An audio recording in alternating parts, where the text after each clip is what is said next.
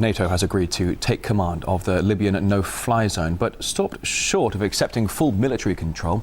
Alliance Chief Anders Fogh Rasmussen said that the US will hand over operational responsibility to NATO within days.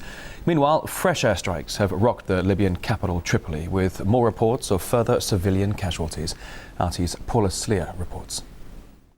Well, if we look specifically at the question of how many civilians have been killed and injured, we're certainly hearing from coalition partners that they are not targeting civilians. But here on the ground, a very different story being painted.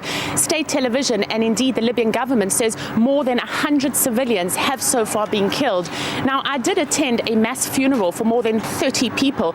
The graves were laid out, the coffins were laid out. The mood there, though, was essentially one of anger. There were easily 300, 400, 500 people, and they were shouting names, Sarkozy, Obama, for the international community to stay out of internal Libyan affairs. So the mood there, a lot more angry than that of a funeral procession.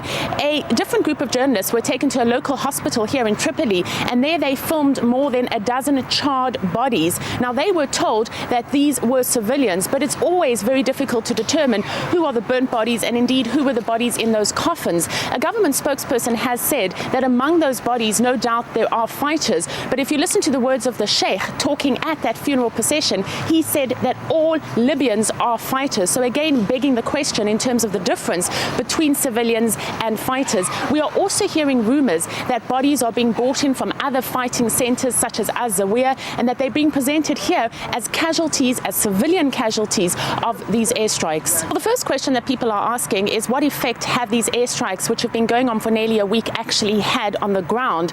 Now, throughout this week, there has been intensive fighting in the town of Misrata, which is the last rebel-held town in the west of this country. And only today we're hearing the first reports that fighting there has subdued somewhat between rebel and government forces, and that for the first time people are actually able to leave their homes.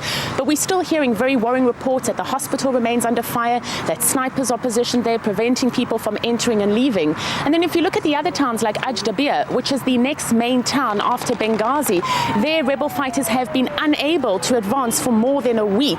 They are now literally waiting this fight out on the perimeter and hoping that Gaddafi's forces will run out of supplies, and at that stage they'll be able to actually make a difference. So the word from rebels on the ground is that they want more airstrikes. They're actually calling for more weapons, and I think among them there's even the hope that there could be ground forces eventually sent in.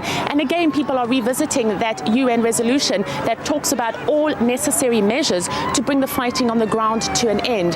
The worrying questions, though, are that if the international community needs to get further involved in terms of the fight on the ground at the moment, it's happening in urban areas, so that does run the risk of there being more casualties. Here in Tripoli, the mood is incredibly tense.